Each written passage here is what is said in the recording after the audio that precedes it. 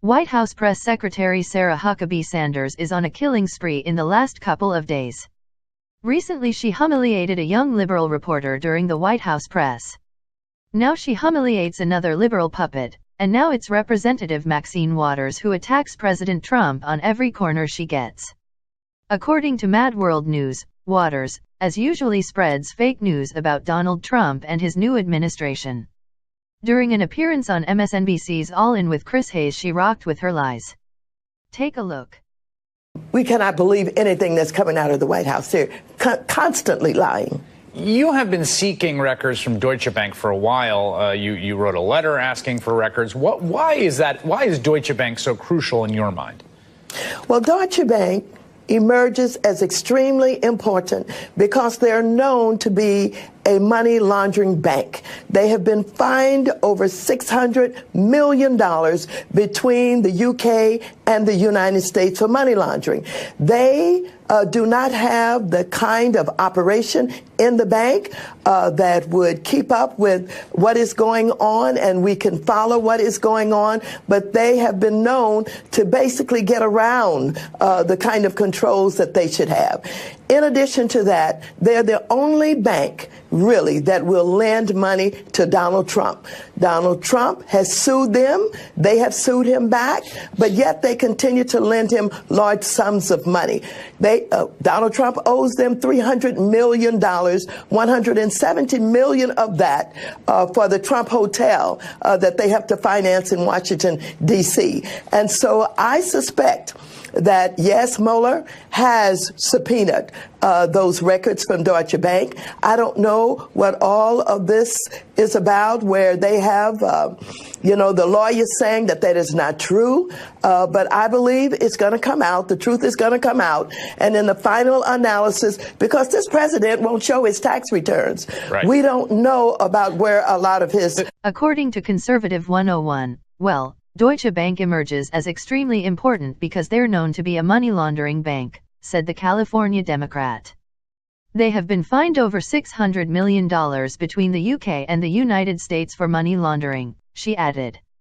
They do not have the kind of operation in the bank that would keep up with what is going on, and we can follow what is going on. But they have been known to basically get around the kind of controls that they should have, she added. In addition to that, they're the only bank really that will lend money to Donald Trump, Waters went on, telling a blatant lie. Donald Trump has sued them. They have sued him back. But yet, they continue to lend him large sums of money. Donald Trump owes them $300 million, $170 million of that for the Trump Hotel that they have to finance in Washington, D.C., she said. She was also speaking about Bloomerang's fake news report about special counsel Robert Mueller, who was looking in Trump's finances. Special prosecutor Robert Mueller zeroed in on President Donald Trump's business dealings with Deutsche Bank AG as his investigation into alleged Russian meddling in U.S. elections widens. Mueller issued a subpoena to Germany's largest lender several weeks ago, forcing the bank to submit documents on its relationship with Trump and his family, according to a person briefed on the matter, who asked not to be identified because the action has not been announced. If Robert Mueller ends up looking into the president's finances, or if he has already looked into the president's finances, does this White House believe that is a red line, and if so, why? The reporter asked Sarah. She responded perfectly, look, I think it's important to note, and hopefully, you guys have seen this statement that Jay Sekulow, a member of the president's legal team, has put out within the last hour, that they confirmed that the news reports that the special counsel had subpoenaed financial records relating to the president are completely false. No subpoena has been issued or received. We've confirmed this with the bank and other sources, she added. I think that this is another example of the media going too far too fast, and we don't see it going in that direction.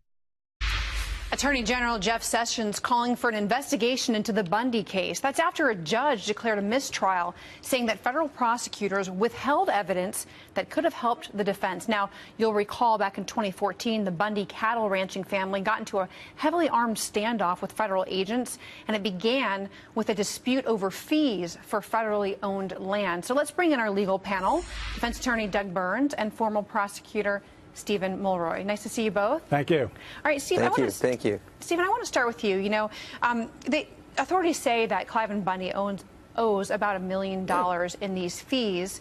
Now there's this mistrial. Help us to understand what happened. Well, the underlying dispute about whether he owes the fees and whether the government has the right to control what happens on federal lands, that's not really in dispute. Federal courts have twice ruled against the Bundys. But as to the criminal charges relating to whether they were involved in a conspiracy to impede a federal investigation or to assault federal officers, carrying firearms illegally, all those things, right now, we've got a mistrial. It means that there is no conviction. The trial has been called to a halt because the prosecutors acted inappropriately. They did not disclose information they were required to disclose under the rules, which could have helped the defense team make their case. Well, Doug, prosecutors are usually really careful not to taint a case. It's why they often, go for lower convictions so that they can lower charge so they can get the conviction. Sure. So how unusual is it for a mistrial to be declared because of prosecutors withholding evidence? It is unusual, and it's a prosecutor's worst nightmare. I mean, go back to 2008, the Ted Stevens case up in Alaska.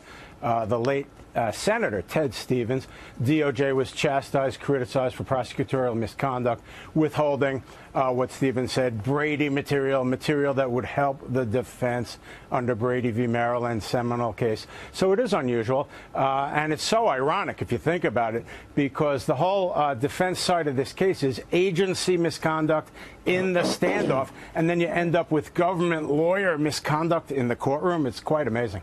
So, Stephen, help us understand, why was this evidence, which reportedly is about federal snipers' positions as well as surveillance cameras, why was that evidence withheld? It's a good question, and I don't know if we really know the answer. I mean, clearly it was the kind of information that should have been turned over to the defense. It's not the usual thing for prosecutors to not to disclose this kind of evidence, but it does happen, as we heard earlier. It's happened in other cases as well. It was a risk, and it didn't pay off for the prosecutors. Obviously, they've been caught, and now it's going to be up to the judge in January to decide whether there'll even be a retrial in this case. Right, and you mentioned that because Judge Navarro has scheduled a January 8th hearing for arguments on whether the case should be dismissed with prejudice. So, Doug, explain what that would mean. Well, if it's dismissed with prejudice, which is a sanction that the judge can impose, then the case cannot be tried again. That is a somewhat drastic remedy. You don't always see that, and I'm not necessarily confident in predicting that'll be happening. But I want to put a slightly finer point on the pencil of what Stephen was saying, and he's right. But think about it. One scenario is that the agents did not turn over the material to the government lawyers, okay? You had Bureau of Land Management agents, National Park Service agents. Those agencies don't deal with federal prosecutors as often as DEA, FBI, for example. So if the agents didn't turn it over, I think that'll be different in front of the court, as opposed to the government lawyers got it and they didn't turn it over. The judge, however, has already ruled that it was willful, implying that the government did have it. But at the January 8th hearing, they're going to flesh that out a lot more. So, Stephen, do you think that Attorney General Sessions' investigation will help us better understand who it was that didn't turn over the evidence? And do you see this case going to a second trial, and should it? Right. Well, Attorney General Sessions getting other people involved may help get to the bottom of this. I don't really think having a discovery expert involved necessarily will help, because I think the people involved know what the discovery rules are about turning over evidence. But it might help to get somebody with a fresh perspective, not as close to the case involved. As to whether there will be a retrial, I agree with Doug. It's an extraordinary remedy under situations like this for the court to bar a retrial. But not outside of the line here, because, as Doug said, the court did find that the misconduct here was willful. The Supreme Court has said that when there is bad faith, quote unquote, involved in prosecutorial misconduct, then it can be the case that the trial judge has discretion to say there will be no retrial. And that broad discretion by the trial court is usually given a lot of deference on appeal. Yeah, well, the Bundy trio, they have been in jail waiting for this, so we'll see what happens. Doug Burns, Stephen Mulroy.